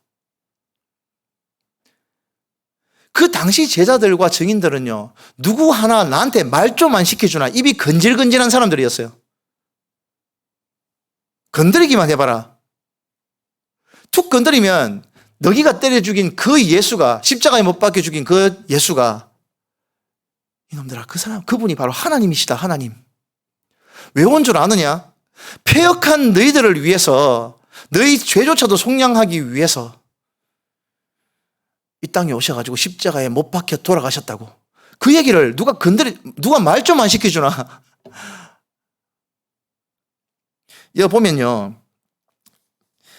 스데반의 설교가 7장부터 쭉 이어지는데 굉장히 긴 설교입니다. 아브라함부터 훑습니다. 아브라함부터 시작해가지고 전체적으로 역사가 쫙 훑으면서 뭐라고 얘기하냐면 하나님께서 아브라함을 택하시고 그 뒤에 모세를 세우시고 쭉 나오면서 그럼에도 불구하고 너희가 그 사람들을 반역하고 배역했다. 유대인들아, 나도 유대인이지만 너가 유대인들아, 너가 그런 못된 족속들이다. 목이 곧은 족속들이다. 패역한 족속들이다라고 얘기합니다. 너의 그 패역한 습관대로 예수를 못 박아 죽였다라고 얘기합니다. 그게 이 스데반의 설교였어요. 이 긴 설교가 무슨 의미 있는지 여러분들 알아들으셔야 됩니다. 아브라함부터 쭉 시작하면서 그렇게 하나님께서 택정하시고 세우신 이 유대인들이 어떻게 하나님 앞에 패역했는지에 대해서 조목조목 짚습니다. 스데반이. 그렇게 하면서 솔로몬 얘기까지 오고 난 다음에 뭐라 그랬냐면 이게 옛날 얘기 같냐? 너가 얼마 전에 십자가에 못 박혀 죽인 그 예수조차도 하나님이신데, 하나님의 아들 하나님이신데 너희들이 십자가에 못 박혀 죽였지 않느냐라고 얘기하니까 그 이야기를 들은 사람들이 반응이 어떤지 아십니까? 한번 보겠습니다. 7장 54절 한번 볼게요. 한참 넘어가야 되겠죠? 7장 54절 보겠습니다. 54절에서 8장 1절입니다. 그들이 이 말을 듣고 마음에 찔려 그들을 향하여 이를 갈거늘 스데반이 성령 충만하여 하늘을 우러러 주목하여 하나님의 영광과 및 예수께서 하나님 우편에 서신 것을 보고 말하되 보라, 하늘이 열리고 인자가 하나님의 우편에 서신 것을 보노라 한데 그들이 큰 소리를 지르며 귀를 막고 일제히 그에게 달려들어 성 밖으로 내치고 돌로 칠세 정인들이 옷을 벗어 사울이라 하는 청년의 발 앞에 두니라. 그들이 돌로 스데반을 치니 스데반이 부르짖어 이르되 주 예수여 내 영혼을 받으시옵소서 하고 무릎을 꿇고 크게 불러 이르되 주여 이 죄를 그들에게 돌리지 마옵소서. 이 말을 하고 자니라. 사울은 그가 죽임을 당하는 것을 마땅히 여기더라. 여러분들 아까 한번 앞을 보십시오. 베드로가 복음을 전할 때 이 말씀을 제대로 받은 사람들의 반응은 어땠습니까? 형제들아 우리가 어찌할꼬 내가 어찌할꼬 그렇게 반응했죠. 보셨잖아요. 뒤에도 마찬가지예요. 뒤에도 보면 간수장이 나오거든요. 간수장이 다 도망간 줄 알고 자살을 하는데 자살을 못하게 막는 부분이 나와요. 뒤에. 그때 죽이려고 하니까 자살하지 마라 우리 다 여기 남아있다 하니까 이 간수가 너무 감사해가지고 선생들아 내가 어찌할꼬. 이게 복음을 제대로 받은 사람들이 나오는 반응이 바람직한 반응이 이래야 되는 거예요. 목사님 설교 말씀 듣고 무슨 설교 말씀을 줄여 하시노? 지금 내보고 하는 얘기가? 이러면 안 돼요. 그럼 내가 어찌할꼬 해야지. 내가 어찌할꼬 해야지. 그런데 지금 이 반응은 뭡니까? 이를 가면서 저걸 어찌할꼬 이랍니다. 스데반한테. 자 보십시오. 마귀의 자식들은요. 하나님께서도 아시고 구제불능이에요. 마음이 바뀌지를 않습니다. 이 말씀이 떨어졌을 때 그 말씀이 30배, 60배, 100배 열매 맺는 사람이 있고 때려 죽여도 안 되는 사람이 있는 거예요. 어쩌겠습니까 그거를. 그래서 끌고 나가가지고 이 스데반을 돌로 때려 죽입니다. 귀를 막고요. 인자가 하늘이 열리고 인자가 하나님의 우편에 서신 것을 보는도다 하니까 귀를 막고 막 때려 죽이려고 그럽니다. 그런데요. 이때 귀를 안 막은 사람이 딱 한 사람이 있었답니다. 스데반이 설교하고 이렇게 죽는 순간까지 하나님의 말씀을 전하는데 다 귀를 막고 돌로 때려 죽였는데 귀 안 막은 사람이 딱 한 사람이 있었답니다. 누굴까요? 그 사람이 바울이에요. 사도 바울. 전승에 의하면요, 이 사도 바울은요, 스데반과 동문이었답니다. 가말리엘 문화에서 같이 동문 수학한 친구였답니다. 그럼에도 불구하고 배신한, 사도 바울 입장에서 배신을 한 자기 친구 스데반이 돌에 맞아 죽는 것을 사울은 당연하게 여겼답니다. 말씀 중에 죄송합니다, 여러분. 강의가 지금 보니까 못해도 2시간은 갈 것 같은데요. 화장실 다녀오셔도 되고요. 힘드시면 일어나셔도 되고요. 해야 됩니다. 지금 하면 1시간 지났네요. 그렇게 순교하는 장면이 바로 7장에 나오는 내용입니다. 8장의 내용을 한번 보도록 하겠습니다. 8장은요, 사울이 교회를 박해하는 장면이 나옵니다. 그렇게 해가지고 살기가 등등해가지고 이 사울이 돌아다니면서 예수 믿는다는 사람들 잡아가지고 공회에 잡아 가두는 일을 하죠. 가두는데 예루살렘 교회에서 공식 인증까지 받습니다. 네 마음대로 하라고. 그렇게 해가지고 얼마나 교회를 박해하는지 몰라요. 아까도 말씀드렸지만 이 바울이라는 분은요, 불덩어리예요, 불덩어리. 가만히 있는 분이 아니에요. 자기가 믿는 유대교가 옳다고 생각을 했기 때문에 예수를 믿는 이 이단자들을 당장 때려 죽여야 되겠다는 생각에 정말 열심인 사람이었어요. 월급 한 푼만 안 먹고 이렇게까지 열심히 할 수 있을지 모르겠습니다. 자, 이렇게 사도 바울은 미쳐 날뛰는 중이었고요.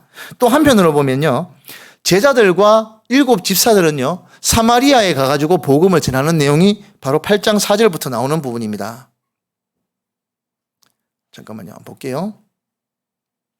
교회를 박해하는 장면이 나오고요. 사마리아에 복음을 전하는 장면이 8장 4절에서 25절 나오는데요. 사마리아는 원래 뭐라고 했습니까, 제가? 이 신약 시대에는요, 진짜 개보다 못하게 취급을 했습니다. 인종도 섞여 있었고요. 이 사마리아 사람들하고 유대인들은요, 상종을 하지 않았습니다. 그런데 예수님의 복음을 들고 어디로 갔다고요? 사마리아로 갔다고요. 사마리아로.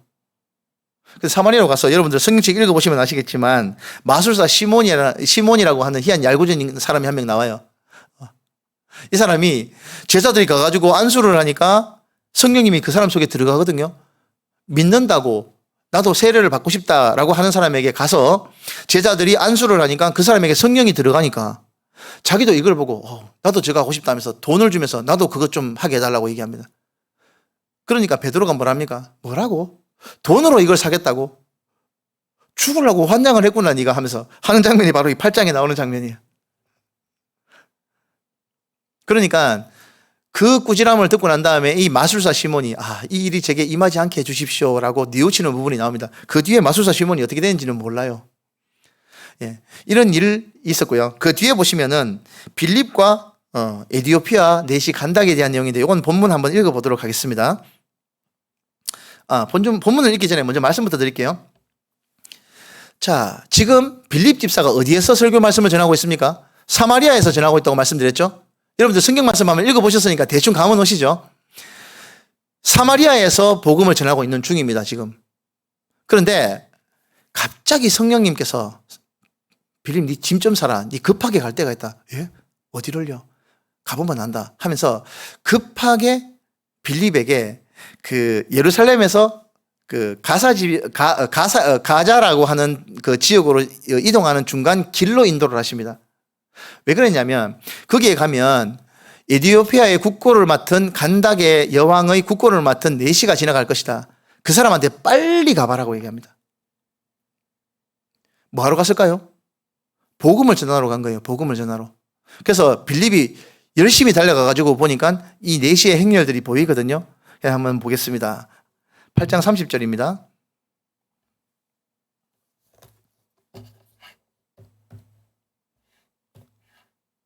됐다. 빌립이 달려가서 선지자 이사야의 글들을 글 읽는 것을 듣고 말하되 읽는 것을 깨닫느냐 대답하되 지도해 주는 사람이 없으니 어찌 깨달을 수 있느냐 하고 빌립을 청하여 수레에 올라 같이 앉으라 하니라. 자, 앞을 보십시오, 여러분. 복음을 전하는 데는요, 성령님께서 하실 일이 있고 사람이 해야 될 일이 있습니다. 만약 성령님께서 직접 하실 수 있었다면 빌립을 뭐하러 데리고 갔었겠습니까? 그죠? 사람이 해야 될 일이 있습니다. 가서 빌립이 간닥에 내시에게 묻습니다. 읽는 것을 깨닫느냐 하니까 가르치는 사람이 없는데 어떻게 깨달을 수 있겠느냐? 그리고 묻습니다. 이사야, 지금 읽고 있는 이사야서의 내용을 보면서 이사야에서 말하고 있는 이 내용이 자기를 위해 말하는 것이냐 아니면 남을 말하는 것이냐라고 묻습니다. 그러니까 그때부터 이 빌립이 내시의 마차에 올라가가지고 쭉 설명해 줍니다. 이분이 바로 예수 그리스도시라고.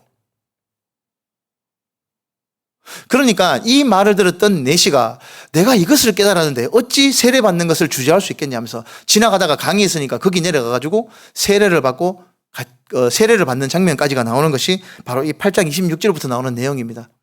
여러분, 자, 여러분들이 안전하면 말씀 못 전합니다. 여러분들이 가가지고 말씀을 전하셔야 돼요. 그거 목사님이 하실 일 아닌가? 목사님이 하실 일이 있고요. 여러분들이 하실 일이 있습니다. 여러분들 성경 공부 뭐하러 합니까? 저는 이거 집사 때부터 했어요. 전도는요, 여러분 잘 알아야 됩니다. 인도가 있고 전도가 있고 엄밀히 두 개는 달라요. 여러분들이 이때까지 하신 것은 인도고요, 인도. 교회까지 데리고 오는 거. 그러면 목사님께서 전도를 하시죠. 말씀으로. 근데 여러분들 이 성경 말씀을요 제대로 알고 바로 알았다면요 이제는요 여러분들이 전도하셔야 됩니다. 전도. 예수님이 누구신지, 이 세상이 누구에 의해서 창조되었고 우리가 어디로 가고 있는지에 대해서 믿지 않는 자들에게 전도를 해야 되는 겁니다. 빌립도 집사입니다. 이분 목회자 아니에요. 물론 지금의 목회자하고 똑같다라고 할 수는 있겠지만 엄연히 빌립 집사입니다, 여러분. 우리가 이 성경을 공부하는 목적이 뭡니까? 첫 번째, 여러분들이 바로 깨달아서 하나님의 말씀을 바로 알아듣기 위함이고, 둘째는 뭡니까? 이 말씀을 전해야 될 숙제도 같이 부여받는 겁니다. 교회 나온 지 1년밖에 안 됐는데 그런 거 안 중요합니다. 6개월만 돼도 돼요. 증인 아닙니까? 증인. 증인이 뭐 많이 알아야 됩니까? 증인이 뭐 똑똑해야 됩니까? 사실대로 말하면 되는 거지. 그렇잖아요. 해서 지금 이 빌립 집사와 같이 성령님께서도 빌립을 통하지 않고서는 이 말씀을 전할 수 없다는 부분을 우리가 잘 깨달아 알아야 되는 부분이 있다는 얘기죠. 자, 계속 보겠습니다. 자, 9장입니다. 9장 말씀에 보면요, 여러분들 사도 바울이 어떤 사람이었다고요? 불덩어리 같은 사람이었다 그러죠? 다니면서 뭐 하던 사람입니까 이때까지? 예수 믿는 저 이단들을 붙잡아가지고 때려 죽이는 것이 사도 바울이 하고 있는 일이에요. 사도 바울이 아니죠. 사울이라는 사람이 하는 일이에요. 자, 그렇게 사울이 뭐라고 했는지 한번 보겠습니다. 9장 1절입니다. 사울이 주의 제자들에 대하여 여전히 위협과 살기가 등등하여 대제사장에게 가서 다메섹 여러 회당에 가져갈 공문을 청하니 이는 만일 그 도를 따르는 사람을 만나면 남녀를 막론하고 결박하여 예루살렘으로 잡아오려 함이라. 사울이 길을 가다가 다메섹에 가까이 이르더니 호련히 하늘로부터 빛이 그를 둘러 비추는지라. 땅에 엎드려져 들음에 소리가 있어 이르되 사울아 사울아 네가 어찌하여 나를 박해하느냐 하시거늘 대답하되 주여 누구시니까 이르시되 나는 네가 박해하는 예수라. 너는 일어나 시내로 들어가라. 네가 행할 것을 내게 이를 자가 있느니라 하시니 같이 가던 사람들은 소리만 듣고 아무도 보지 못하여 말을 못하여 서 있더라. 사울이 땅에서 일어나 눈을 떴으나 아무것도 보지 못하고 사람의 손에 끌려 다메섹으로 들어가서 사흘 동안 보지 못하고 먹지도 마시지도 아니하느니라. 살기 등등 하던 사울에게 다메섹 도상이라고 했죠. 다마스커스라고. 예. 지금 시리아의 수도입니까? 그 다메섹 도상에서 갑자기 하늘에서 번쩍하는 빛을 보게 됩니다. 그리고 소리가 들리죠. 사울아 사울아 네가 어찌하여 나를 박해하느냐. 근데 여러분 한번 보십시다. 사울이 예수님 박해했습니까? 예수 믿는 사람 박해했잖아요. 그런데 예수님은 이것을 어떻게 받아들이십니까? 어찌하여 네가 나를 박해하느냐.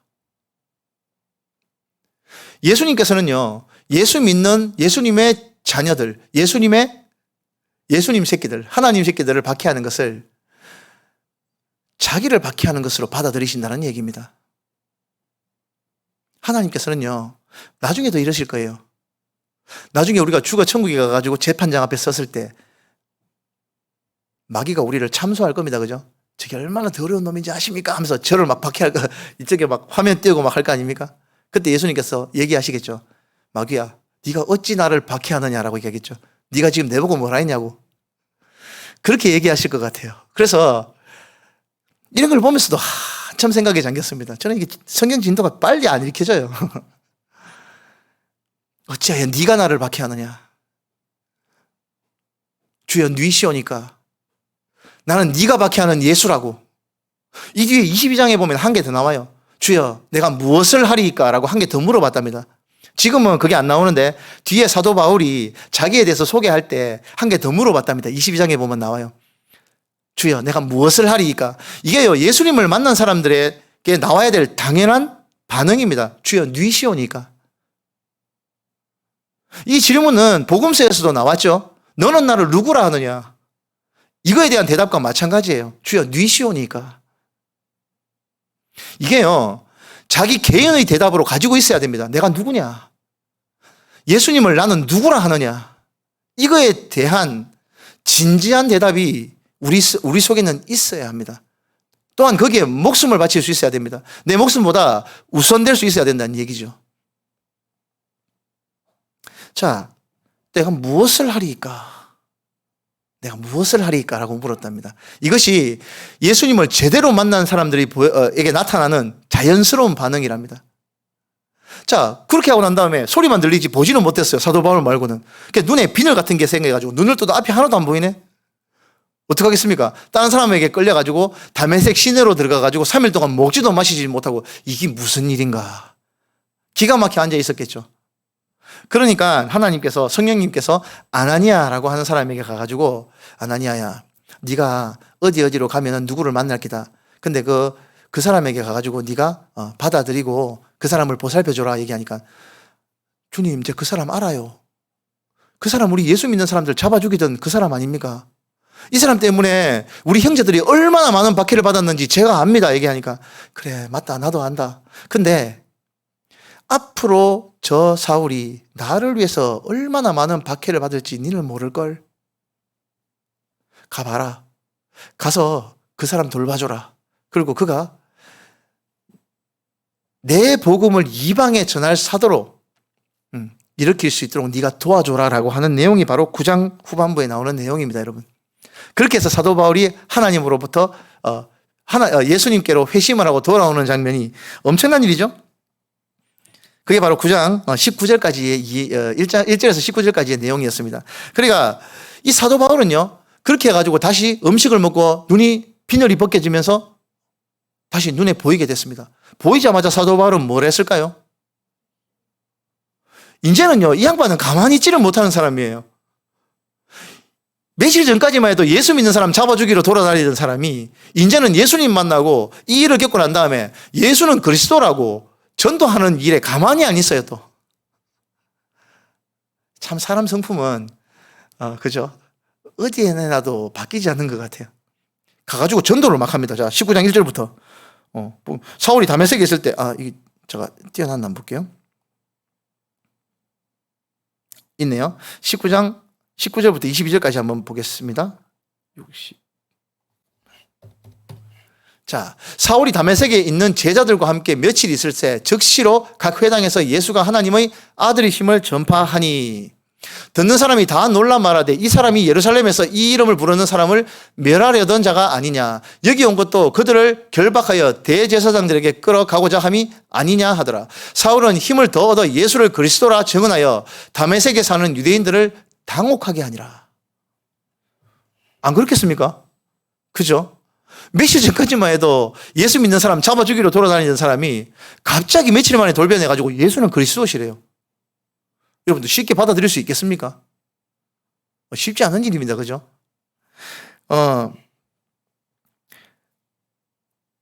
여러 날이 지나가지고 사울이 이렇게 말하고 돌아다니니까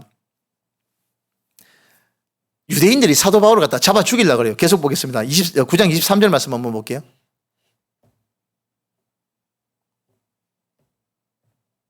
보겠습니다. 23절 25절 말씀입니다. 여러 날이 지나매 유대인들이 사울 죽이기를 공모하더니 그 계교가 사울에게 알려지니라.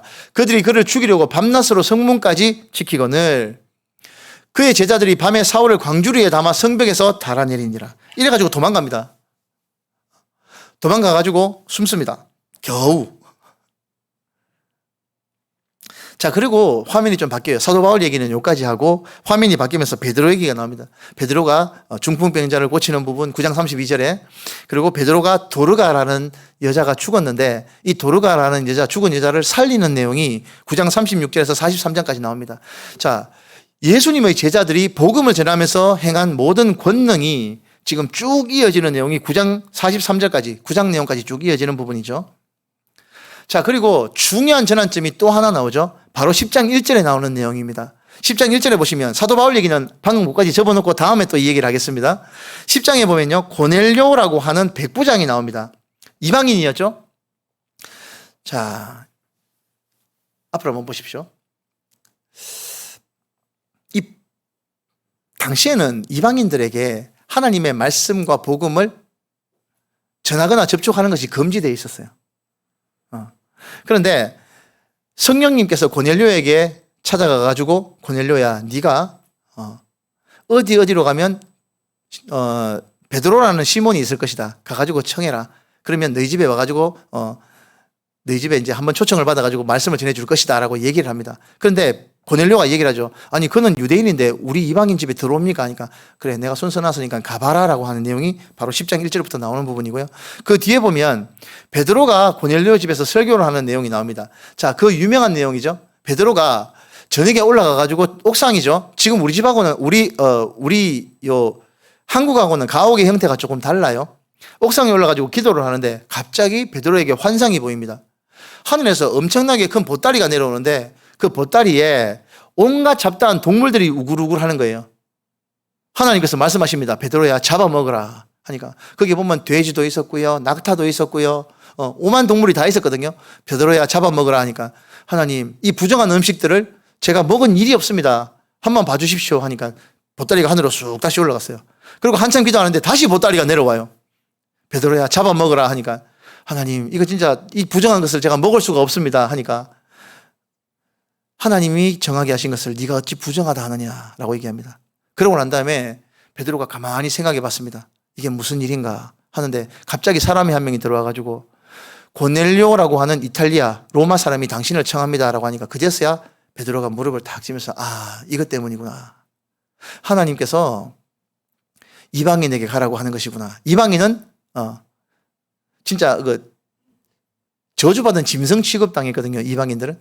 근데 이방인들에게 가가지고 복음을 전해라 하니까 그 말씀을 듣고 베드로가 이방인에게 가는 장면이 나옵니다. 자, 여러분 앞으로 한번 보십시오. 이 얘기 듣고 이제 레위기 11장에 나오는 음식 계율 그거 가지고 뭐 이 다 음식 폐했다고 얘기하는데 맞아요. 지금은 뭐 다 아무거나 먹을 수는 있습니다만 유대인들은 아직까지도 돼지고기나 이런 걸 입에 안 대는 것 같아요. 여러분 하나 여쭤볼게요. 베드로가 이 환상을 보고 바로 보신탕집 갔습니까? 아니면 베드로가 이 이야기를 듣고 뭐 돼지고기를 잡아먹었더라 이런 기록이 없습니다. 그죠? 이것은 그냥 비유입니다. 비유. 부정한 짐승 취급당했던 이방인에게 가서 하나님의 복음을 전하고 그들에게도 세례를 주고 할례를 베풀어라는 얘기, 세례를 베풀고 하나님의 백성으로 받아들여라라는 얘기입니다. 말을 제대로 알아들어야 안 되겠습니까? 맞죠? 그 내용이 바로 10장에 나오는 내용이었고요. 그렇게 베드로가 고넬료의 집에 들어가가지고 하나님의 말씀을 전합니다. 자, 한번 보겠습니다. 10장 34절에서 35절 말씀입니다. 베드로가 입을 열어 말하되 내가 참으로 하나님은 사람의 외모를 보지 아니하시고 각 나라 중 하나님을 경외하며 의를 행하는 사람은 다 받으시는 줄을 깨달았도다. 그제서야 베드로가 이 일은 굉장히 중요합니다, 여러분. 왜냐하면 이 흐름 전체에서 굉장히 중요한 것이 베드로라는 사람은 사도 중에서도 대표격입니다. 맞죠?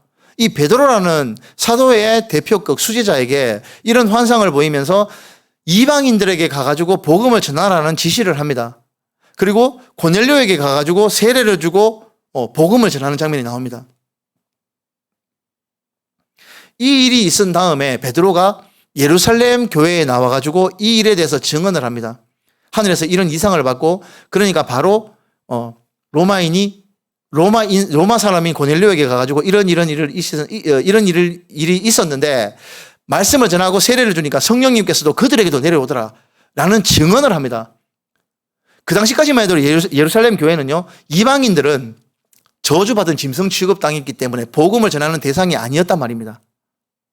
그런데 베드로의 이 사건 이후로 이방인들에게 복음을 전할 수 있는 길이 열리게 된 겁니다. 큰 사건이었어요. 베드로는 이 뒤에도 할례파들에게 가가지고 할례를 안 받으면 공회에 들어올 수 없다라고 얘기하는 사람들에게 가가지고 그런 거 따지지 마라. 하나님께서는 그런 거 따지지 않는다. 자기가 직접 증언합니다. 베드로가. 왜 베드로에게 하나님께서 이런 이상을 보여주시고 이 이상을 통해서 이방인들에게 복음을 전하는 일을 주저하지 못하게 했는지 명확하게 우리가 알 수 있는 부분이 바로 이 10장에 나오는 내용이에요. 이것 때문에 우리가 복음을 전달받을 수 있게 되었다라는 얘기입니다, 여러분. 자, 하나님은 외모를 보지 않으시고 이방인들도 성령을 받는다는 내용도 한번 같이 보겠습니다. 사도행전 11장 1절에서 4절까지의 말씀을 한번 보겠습니다. 이게 바로 예루살렘 공회에 가가지고 베드로가 증언했던 부분인데 보겠습니다. 1절에서 4절까지의 말씀입니다. 유대에 있는 사도들과 형제들이 이방인들도 하나님의 말씀을 받았다 함을 들었더니 베드로가 예루살렘에 올라갔을 때에 할례자들이 비난하여 이르되 네가 무할례자의 집에 들어가 함께 먹었다 하니 베드로가 그들에게 이 일을 차례로 설명하여, 그죠? 자, 이렇게 쭉 설명을 하는 장면이 11장의 내용입니다. 하나님께서 방금 얘기했던 그 보자기 사건, 그리고 고넬료에게 가가지고 세례를 준 사건, 복음을 전한 사건, 그렇게 하고 난 다음에 어떻게 됐다고요? 성령께서 그들에게 임했던 사건까지 쭉 설명을 합니다. 그러니까 우리가 이방인들에게 복음을 전하는 것이 무슨 그리낌이 있겠느냐라고 얘기가 된 거예요. 그 뒤에 사도 바울이 이방으로 가서 복음을 전할 수 있게 된 겁니다, 여러분.